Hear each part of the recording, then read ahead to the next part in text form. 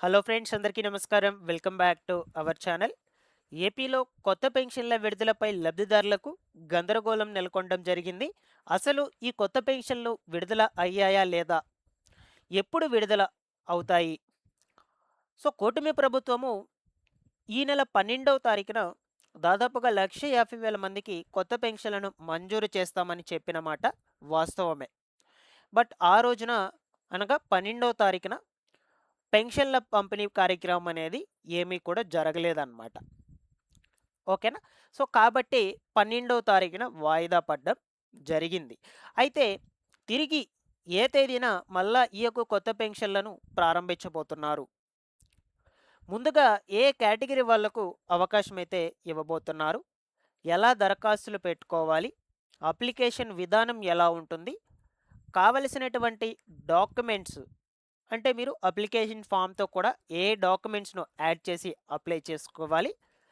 ఇలా మీకు అన్ని వివరాల గురించి వీడియోలో క్లియర్‌గా చెప్తాను.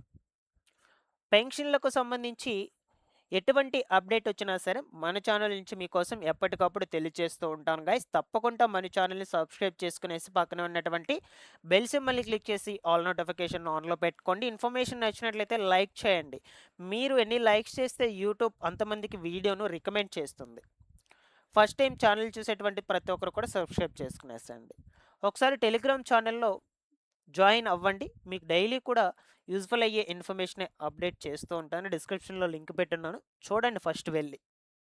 లేట్ చేయకుండా టాపిక్‌లో గనుక వచ్చేసినట్లయితే ఏపీలో చాలామంది కూడా కొత్తగా పెన్షన్లకు అప్లికేషన్స్ చేసుకోవడం కోసం ఎదురు చూస్తున్నారు.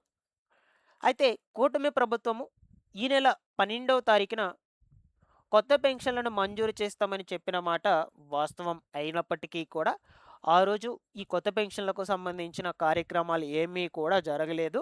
అసలు ఎక్కడ ఏం న్యూస్ కూడా ఆ రోజు రాలేదన్నమాట మనకు. మీడియాస్ నుంచి కావచ్చు, గవర్నమెంట్ నుంచి ఎటువంటి అప్డేట్ కూడా లేదు. అందువల్ల వాయిదా పడిందని అనుకోవడం జరిగింది. అయితే ఇకపోతే తాజాగా మనకు మంత్రి అచ్చెన్నాయుడు గారు తన ట్విట్టర్ అకౌంట్ నుంచి ట్వీట్ చేశారనమాట. ఒకసారి మీకు చూపిస్తాను దాన్ని కూడా ప్రూఫ్‌తో సహా. ఓకేనా? ఇక్కడ చూడొచ్చు. రాష్ట్రంలో అర్హులైన ప్రతి ఒక్కరికి సామాజిక భద్రత కల్పించడమే ధ్యేయంగా మా కుటుంబ ప్రభుత్వం కొత్త పెన్షన్ల దరఖాస్తు ప్రక్రియకు శ్రీకారం చుట్టింది.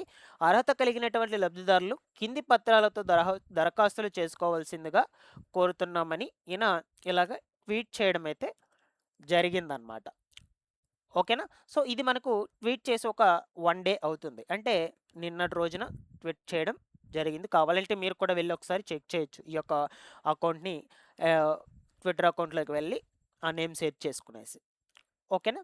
ఇక్కడ మనకు ఈ పెన్షన్ కేటగిరీస్ కూడా ఇచ్చున్నారు. అలాగే కావాల్సినటువంటి డాక్యుమెంట్స్‌ని కూడా మనకు ఇక్కడ వన్ బై వన్ అయితే ఇవ్వటం జరిగింది. కొత్త పెన్షన్లకు కావాల్సినటువంటి డాక్యుమెంట్లు ఆధార్ కార్డు, ఆధార్ లింక్ అయినటువంటి mobile number, rice card, income certificate, caste certificate. అలాగే వితంతు పెన్షన్ కోసం వచ్చేసి పైన పేర్కొన్నటువంటి 5 పత్రాలు కావాలి. ఓకేనా? ఆధార్ కార్డు, ఆధార్ లింక్ అయినటువంటి mobile number, income certificate, caste certificate, అలాగే భర్త మరణ ధృవీకరణ పత్రం ఖచ్చితంగా ఉండాలి వితంతు పెన్షన్లకు మాత్రం. నేను ఆల్రెడీ మీకు చెప్పాను. దాని తర్వాత ఒంటరి మహిళా పెన్షన్ల కోసం వచ్చేసి ఆధార్ కార్డు, ఆధార్ లింక్ అయినటువంటి mobile number, ration card, caste income సర్టిఫికేట్లు, అలాగే ప్రభుత్వము లేదా కోర్టు ద్వారా విడాకుల పొందినటువంటి సర్టిఫికేట్ అనమాట. ఓకేనా? విడాకుల సర్టిఫికేట్ ఉంటుంది కదా! గవర్నమెంట్ నుంచి కావచ్చు, కోర్టు ద్వారా పొందినటువంటి విడాకుల సర్టిఫికేట్ ఖచ్చితంగా యాడ్ చేయాలి మీరు అప్లికేషన్ ఫామ్‌తో కూడా. నెక్స్ట్ వృద్ధాప్య పెన్షన్ కోసము 60 ఏళ్ళు పైబడి ఉండాలి. ఈ డాక్యుమెంట్స్ అన్నిటిని కూడా తీసుకోవాలి. అలాగే ఆధార్ అప్డేట్ హిస్టరీ జెరాక్స్ కూడా మీరు తీసుకొని వెళ్ళాలి అప్లికేషన్స్ పెట్టుకోవడం కోసం. నెక్స్ట్ వచ్చేసి వికలాంగ పెన్షన్‌లు. వికలాంగ పెన్షన్‌లకు అర్హులైనటువంటి వాళ్ళు దరఖాస్తులు చేసుకోవాలి అంటే ఆధార్ కార్డు, ఆధార్ లింక్ అయినటువంటి mobile number, ration card, caste income సర్టిఫికేట్లు, వికలాంగులు అని నిర్ధారించినటువంటి సదరం సర్టిఫికేట్ అనమాట. మీకు ఒక సర్టిఫికేట్ ఇస్తారు కదా! దాన్నే సదరం సర్టిఫికేట్ అని అంటారు. ఆ సదరం సర్టిఫికేట్‌లో ఖచ్చితంగా 40% వికలాంగతత్వం మీకు ఉండాలి.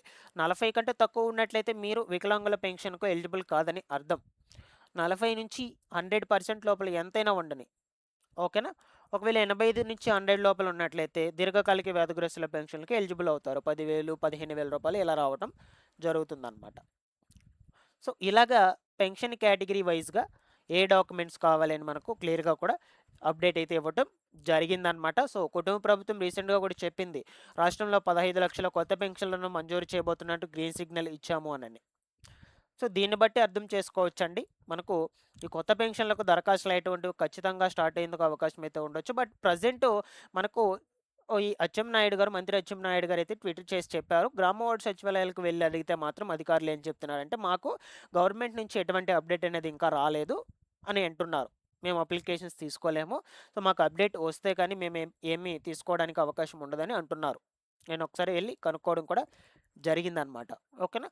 అలాగే ఈ వెబ్సైట్లో కూడా ఇక్కడెక్కడ లింక్ లేదనమాట అప్లికేషన్స్ పెట్టుకోవడానికి, ఎన్టీఆర్ భరోసా పెన్షన్ స్కీమ్కి సంబంధించినటువంటి వెబ్సైట్లో. సో ఈయనైతే చెప్పేశారు మంత్రి గారు, మనకు గ్రామ వార్డు సచివాలయాలు ఇంకా స్టార్ట్ కాలేదు, నాకు తెలిసి ఈ మంత్ ఎండ్ నుంచి లేదా జూలై నెల మొదటి వారం నుంచి అయితే స్టార్ట్ చేసేందుకు అవకాశం అయితే ఖచ్చితంగా ఉంటుంది ఈ అప్లికేషన్స్ అనేటువంటి కొత్త అప్లికేషన్స్. సో నేను ఇప్పుడు డాక్యుమెంట్స్ చెప్పాను, ఆ డాక్యుమెంట్స్ అన్నిటినీ కూడా మీరు కరెక్ట్గా రెడీ చేసి పెట్టుకోనండి ఈ లోపల. సో అప్లికేషన్స్ రిలీజ్ అయిన వెంటనే మీరు వెంటనే పెట్టేసుకోవచ్చు. రీసెంట్గానే 1,50,000 మంది వితంతు మహిళలకు పెన్షన్లను మంజూరు చేస్తున్నామని చెప్పారు కదా. సో ఆ 1,50,000లో వచ్చేసి అన్నీ కూడా కొత్త పెన్షన్లు కావండి. సో గతంలో ఎవరైతే ఈ వితంతు పెన్షన్లకు అప్లికేషన్స్ పెట్టుకొని తీరా పెన్షన్లు తీసుకునే టైంకి ఎలక్షన్ కోడ్ పడ్డం, వివిధ కారణాల చేత వాళ్ళకి నిలిపివేసి ఉంటారు. సో అటువంటి వాళ్ళందరికీ కూడా ఇప్పుడు కేవైసీ అప్డేట్ తీసుకునేసి మరలా పెన్షన్లు అనేటువంటి వాటిని కంటిన్యూ చేస్తున్నారు. అలా సగం పెన్షన్లు పోతాయి ఆ 1,50,000లో. రిమైనింగ్ వాటిని ఈ కొత్త విడో పెన్షన్ల కింద దరఖాస్తులు తీసుకొని ఫుల్ఫిల్ చేస్తారనమాట. ఓకేనా.